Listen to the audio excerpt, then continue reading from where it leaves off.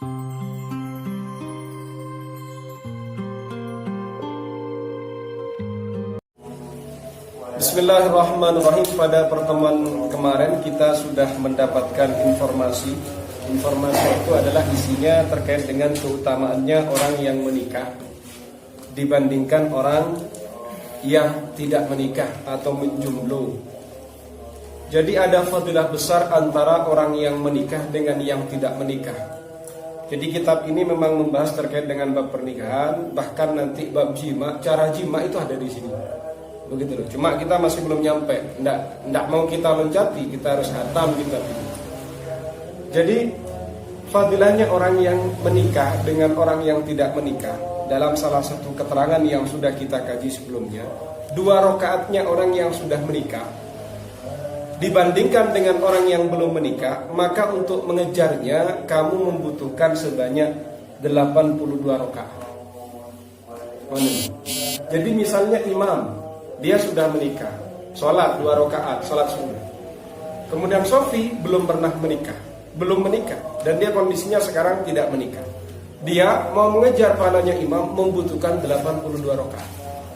Nah, 82 rakaat itu kita perlu bertanya-tanya Sofi. Sehari semalam ini Sofi apa nyampe 82 rakaat? Kita hitung, tidak percaya, subuh 2, zuhur 4, asar 4. Sudah berapa ini? 10. Tambah isya dengan maghrib 17. Jadi sehari semalam masih belum mengimbangi imam yang 2 rakaat. Tambah tarawih wis. Tarawihnya berapa? 20. Wis, masih berapa Mas ya? Masih 3. Terus kapan mau menyalip imam? Nah, ini fadilahnya orang yang menikah dengan orang yang tidak menikah. Begitu. Maka luar biasa. Sehingga kalau kalian ini belum siap untuk menikah, ngajinya diperbanyak. Begitu. Lek sampean belum siap, Sofi belum siap, yo ngajinya dimaksimalkan. Kalau kamu sudah siap, ndak usah diundur. Apa yang diundur?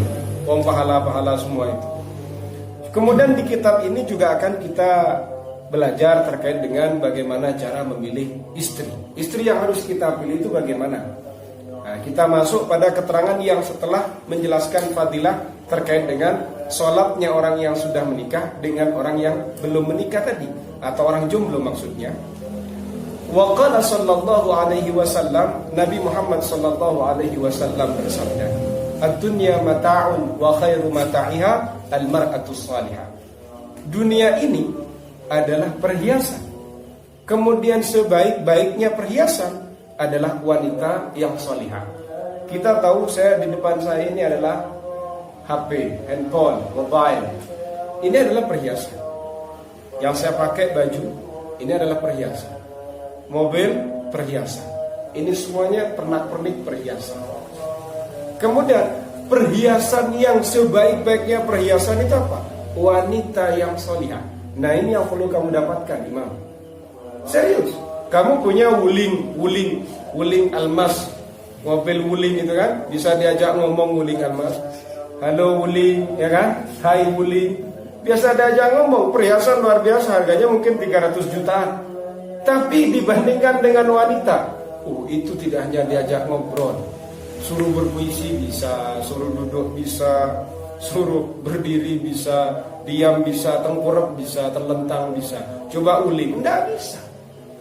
Mentok-mentok kamu punya wuling, paling wulingnya kamu tunggangi. Habis itu suruh nyuci baju, enggak bisa. Suruh mijet kamu, enggak bisa. Perhiasannya tidak berkelas. Betul kan? Sebaik-baiknya perhiasan adalah istri yang salihah. Kamu mau ngajak di mana? Rumah, perhiasan. Rumah kamu cuma bisa tinggal 3 saja. Apa hebatnya rumah? Semewah apapun rumah, mentok hanya kamu diam, duduk, berteduh, tidur.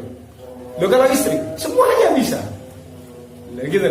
Itu sebaik-baiknya wanita. Itu masih wanitanya toh. Apalagi wanita ini, katanya Rasulullah tadi itu al-mar'atu shalihah, wanita yang shalihah. Wanita yang shalihah ini adalah wanita ketika kamu memerintahnya, dia akan patuh kepadamu.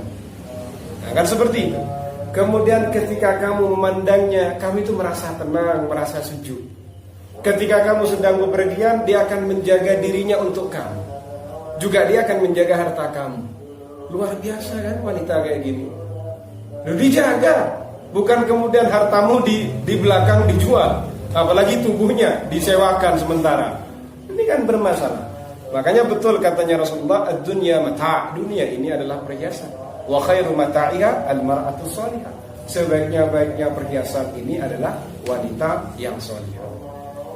Hidup di dunia ini kalau kita mau sedikit jujur, sebenarnya lebih banyak bahagianya daripada banyak menderitanya.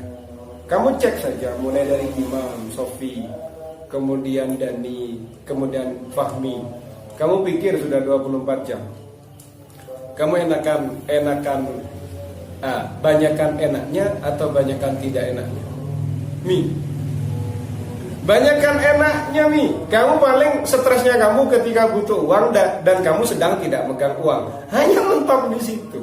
Dan itu ketika mau minta uang sama bapaknya nggak diberi, itu baru stres dia. Paling cuma beberapa menit itu. Tapi sisa yang lain dari sekian waktunya dia masih bisa bercanda, tersenyum, bisa ngerokok, bisa makan enak, bercanda. Luar biasa. Karena memang tidak lepas dari ayat Al-Quran.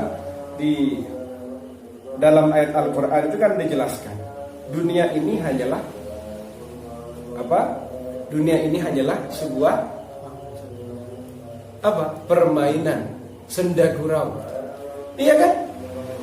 Jadi dunia ini hanyalah permainan dan senda gurau. Saya mau tanya, permainan itu ada yang tidak enak? Enak kabeh, kalah ya sampean penak. Gak percaya sampean main remi itu, main kartu, kalah, seneng itu sampai gak tidur jam 3. Ya tau, main dadu, ska. Loh, padahal ya gak ada manfaatnya. Loh, hidup di dunia seperti itu. Senda gurau, permainan. Ya gimana permainan? Ya ada yang nangis, ada yang tersenyum, ada yang macam-macam. Gitu loh. Kemudian kehidupan yang sejati itu di mana? Di akhirat. Nah, itu baru betul-betul kehidupan. Makanya saran saya ketika kalian juga hidup di dunia ini, nggak usah juga kalian terlalu serius hidup di dunia ini. Kalian ini kalau serius berarti kalian tidak hidup di dunia, hidupnya di akhirat, kan begitu. Terus gimana kita menyikapi hidup di dunia? Hidup di dunia ini ya kita nikmati apa yang kita miliki, kita syukuri, ya nggak usah macam-macam. Waktu kita ibadah dimaksimalkan, karena kita akan menemukan akhirat. Waktu hidup di dunia ya tetap kita nikmati, nggak usah macam-macam. Kenapa? Ya karena kalau macam-macam juga ada macam-macam yang akan terjadi, kan begitu. Jadi menikmati hidup di dunia. Kalau kamu terlalu serius, sepaneng, pertanyaannya satu, kamu ini menikmati apa enggak sih hidup di dunia? Gitu.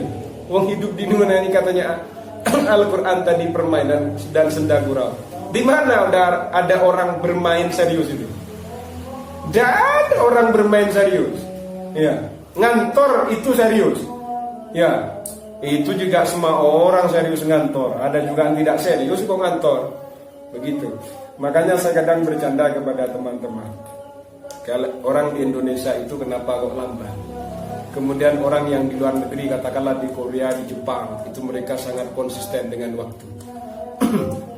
Kemudian mereka ada yang mengatakan hebat orang Korea dan Jepang itu konsisten dengan waktu, serius, khusyuk. Saya jawab kepada orang-orang yang berkomentar seperti itu, menurut saya yang hebat orang Indonesia.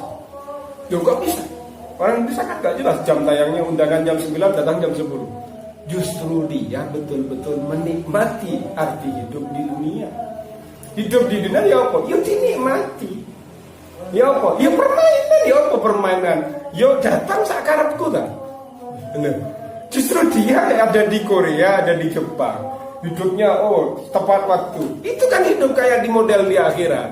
Akhirat aja belum kan? Gitu loh.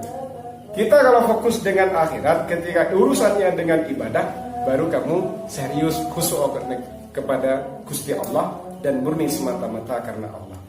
Tapi kemudian kamu menikmati hidup dalam 24 jam ini, ada nilai ibadah, ada nilai yang bukan ibadah, ya sudah nikmati saja, nggak usah terlalu sepaneng. Apalagi contoh cari uang. Cari uang misalnya kayak Shopee ini kerja di online, nggak usah juga terlalu sepaneng dengan urusan itu. Uang rizkimu sudah tinggal di download seperti waktu keterangan yang kemarin, kan begitu. Paham ya?